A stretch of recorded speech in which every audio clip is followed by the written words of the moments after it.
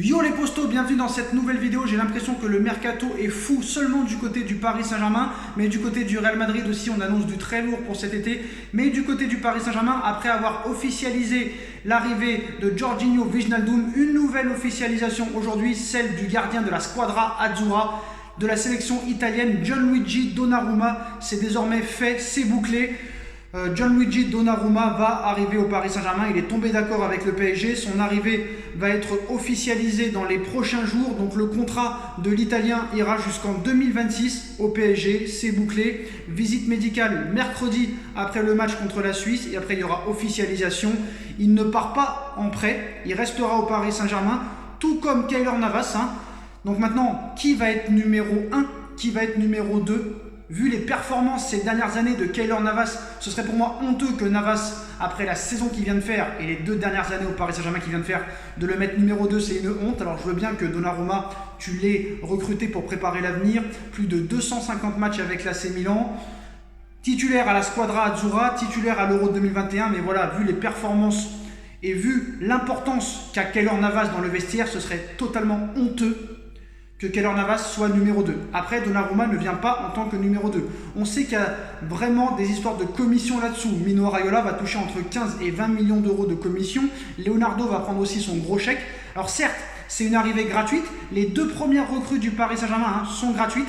Wijnaldum, qui a été titulaire indiscutable la saison dernière, arrive pour 0 €. Donnarumma, un futur grand gardien quand même. T'es pas titulaire avec la Squadra Azzurra et t'as pas plus de 250 matchs en Serie A avec le Milan AC pour rien.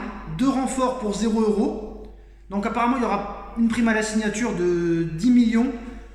Bon, c'est bien pour l'avenir, mais pourquoi vouloir faire dégager Keylor Navas? Pourquoi mettre un petit peu du désordre dans le groupe alors que tout va bien? Keylor Navas à l'heure actuelle c'est l'un des meilleurs gardiens du monde. Tout ça parce que voilà, il n'a pas fait un grand match au match aller contre City. Si Keylor Navas n'est pas là cette saison, tu n'es même pas dans les 3 premiers de Ligue 1. Tu ne passes pas contre le Barça où il a fait une masterclass. Tu ne passes pas contre le Bayern, où il a fait 2 matchs légendaires. À un moment donné, un peu de respect pour Keylor Navas, qui a 3 Ligues des Champions à son compteur, qui est une légende. Et on lui refait le même coup qu'avec Courtois. Donc ça me paraît un peu une injustice, mais bon, voilà. En tout cas, tu auras 2 bons gardiens. À voir ce qui va se passer dans le vestiaire maintenant. La nouvelle priorité du Paris Saint-Germain, après l'arrivée de Wijnaldum à milieu de terrain, et d'avoir renforcé encore plus le niveau des gardiens de but, Paris maintenant va vraiment se focaliser sur le poste de latéral droit. La priorité numéro 1, comme vous le savez, est Achraf Hakimi. À l'heure actuelle, l'Inter est en négociation avancée avec le Paris Saint-Germain. L'Inter attend une nouvelle offre et une nouvelle offensive du Paris Saint-Germain cette semaine concernant Hakimi. Paris pourrait augmenter, encore une fois, son offre, passer de 60 à 65 millions d'euros plus des bonus. On sait que Chelsea a proposé 50 millions d'euros plus des joueurs. Paris l'a fait aussi, sauf que l'Inter est intéressé par aucun joueur que propose le Paris Saint-Germain. Paris aurait proposé 60 millions plus Kurzawa, ou peut-être Kerrer, ou peut-être Colin Dagba. L'Inter n'est pas du tout intéressé par ces joueurs-là. Donc à voir ce qui va se passer. Paris a toujours la priorité. Si Paris met les 80 millions d'euros demandés par l'Inter de Milan, Hakimi sera le nouveau latéral droit du Paris Saint-Germain. Si jamais la venue de Hakimi venait à échouer, Paris aurait une autre priorité. Un joueur de l'Atlético Madrid et qui est beaucoup moins cher. Alors peut-être moins bon parce qu'on a vu le coup franc de Hakimi hier, franchement exceptionnel. Franchement il m'a fait rêver le coup franc de Hakimi. Voilà, Hakimi ce serait l'idéal, même si défensivement il y a des choses à voir, mais offensivement c'est l'un des meilleurs latérales droits au monde. Trippier de l'Atlético Madrid. L'Atlético Madrid en demande 30 millions d'euros pour laisser partir l'ancien des Spurs. Paris serait très grandement intéressé si jamais la venue de Hakimi venait à échouer. Franchement, Trippier, je trouve ça assez intéressant. Maintenant, il faut savoir pourquoi l'Atlético Madrid veut s'en débarrasser.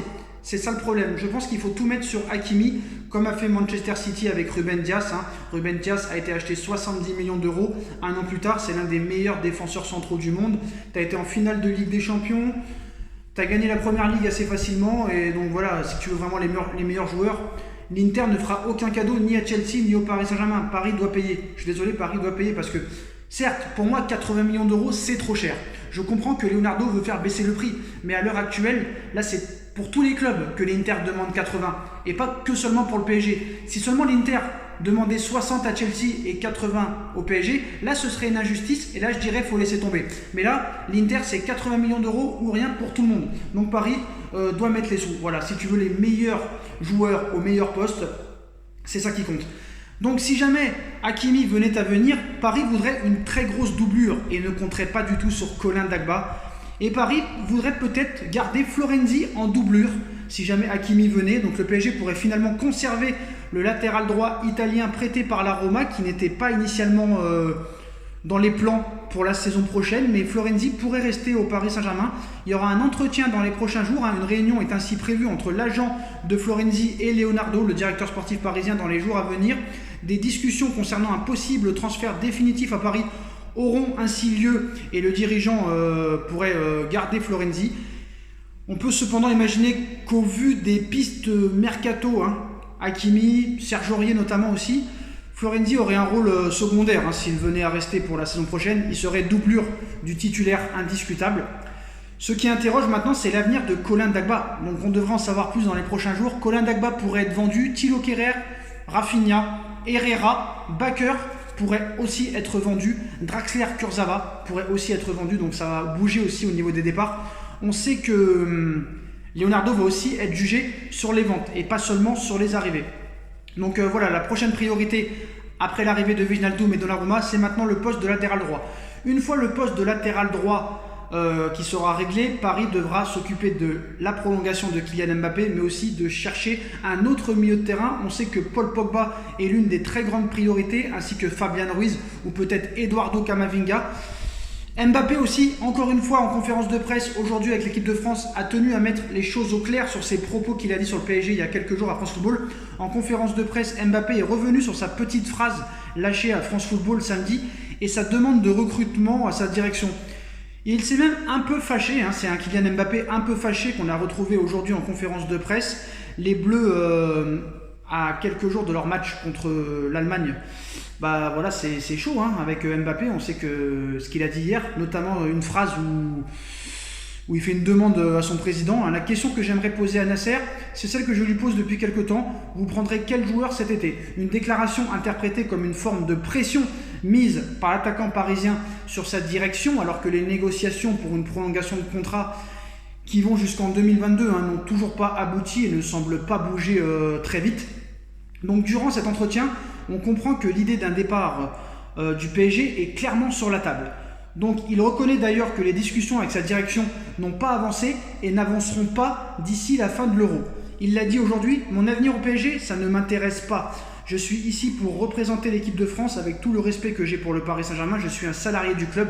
Je suis concentré sur l'équipe de France à l'heure actuelle. Il dément aussi vouloir mettre la pression sur son club pour connaître leur intention sur le marché des transferts. Il finit par dire « ça ne m'intéresse pas, je ne parle que de l'équipe de France ». Mais je vais répondre comme ça sera très clair. Je n'ai demandé aucun joueur à mon président, ni à Leonardo, ni au club. Je ne conseille rien. Je me contente de ce qu'on fait sur le terrain. Voilà qui a le mérite d'être clair. Donc un Keylor Navas, un Kylian Mbappé, excusez-moi, très fâché, même si Navas pourrait être fâché très vite avec l'arrivée de Donnarumma. Et en ce qui concerne une autre info, les postos, celle de Lionel Messi. Alors je sais que tout le monde est très confiant pour la prolongation de Lionel Messi au Paris Saint-Germain. Au FC Barcelone, excusez-moi. Au FC Barcelone, on sait que depuis quelques semaines, la presse nous annonce que Lionel Messi est d'accord pour prolonger avec le FC Barcelone, sauf que à 17 jours de la fin de son contrat, Lionel Messi n'a toujours pas prolongé avec le FC Barcelone. Donc J-17 avant la fin de contrat de Léo Messi. Toujours pas de prolongation en vue pour la Pulga au Barça. Laporta aurait aimé régler la situation de l'Argentin avant le début de la Copa América. Et comme le rappelle aujourd'hui le Mundo Deportivo, le Paris Saint-Germain et Leonardo, le directeur sportif brésilien, sont revenus à la charge récemment pour tenter de jouer un mauvais coup au Barça, après avoir déjà shippé Jorginho Wijnaldum. En tout cas, Lionel Messi est concentré sur la Copa América avec l'Argentine et son avenir sera réglé ensuite. Mais dans le football, tout peut aller très vite voilà. Et tant que rien n'est officiel, ça continuera à spéculer du côté de la presse. Donc tout peut aller très vite et tant que rien n'est officiel. Pour rappel, Wijnaldum a préféré le PSG au Barça et la signature de Depay traîne en longueur. Messi attendrait d'avoir des garanties sportives avant de prendre sa décision. Parce que moi, je suis désolé. On me dit, mais Sacha, tu dis n'importe quoi, Messi va prolonger, t'inquiète pas. Moi, je m'inquiète pas, je m'en fous qu'il prolonge, qu'il prolonge pas, j'en ai que faire. Moi, franchement, s'il vient pas, je m'en fous complètement. Sauf que quand tu es à 17 jours de la fin d'un contrat et que tu n'as toujours pas prolongé et que les pseudo-footix t'expliquent, c'est parce qu'il est concentré avec la sélection.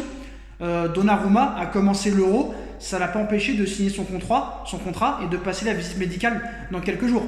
Donc pour Donnarumma, ça n'a pas posé de problème. Pour Wijnaldum, ça n'a pas posé de problème. Ils étaient en pleine préparation.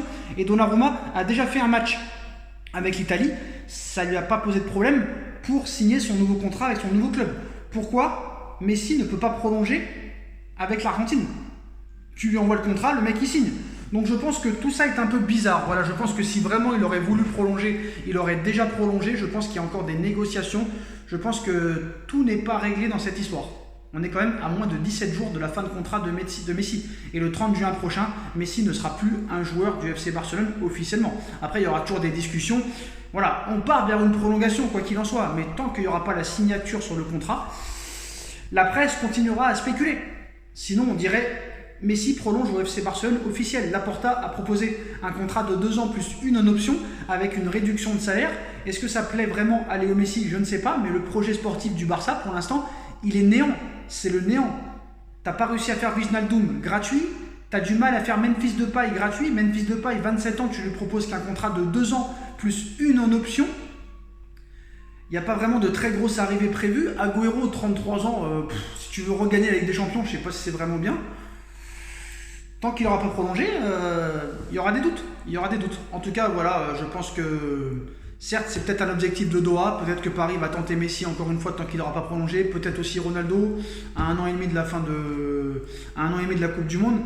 Mais la grosse information de cette vidéo, les postos, ça concerne le Real Madrid. Le Real Madrid aurait promis à ses supporters que la priorité absolue pour cet été est un buteur. Et il fera tout pour signer soit Kylian Mbappé, soit Erling Haaland. Si Varane part, le club signera également Jules Koundé pour le remplacer. Donc voilà un petit peu où on en est du côté du Real. Si Varane est vendu, Koundé viendra le remplacer. Et la priorité cet été, c'est un buteur. Et ce sera soit Haaland, soit Mbappé. Et c'est à peu près le même prix. Donc ça risque d'être très chaud cet été les postos. En tout cas, dites-moi en commentaire ce que vous en pensez. Je compte sur vous pour bombarder la barre de like. On like, on partage, on commente, on s'abonne. On active la petite cloche pour être tenu au courant des vidéos qui vont sortir. On me rejoint sur mes différents réseaux sociaux. Sur mon Instagram SB Foot News. Sur ma nouvelle chaîne YouTube SB Foot News aussi. On va parler du mercato tout l'été. Les vidéos vont reprendre à partir de mardi sur cette chaîne. Ma cagnotte PayPal est toujours disponible en lien en description, ma chaîne No Feeling, voilà, tout est en bas en description. Et on se retrouve très très vite pour une nouvelle vidéo Mercato les postos. Tchuss!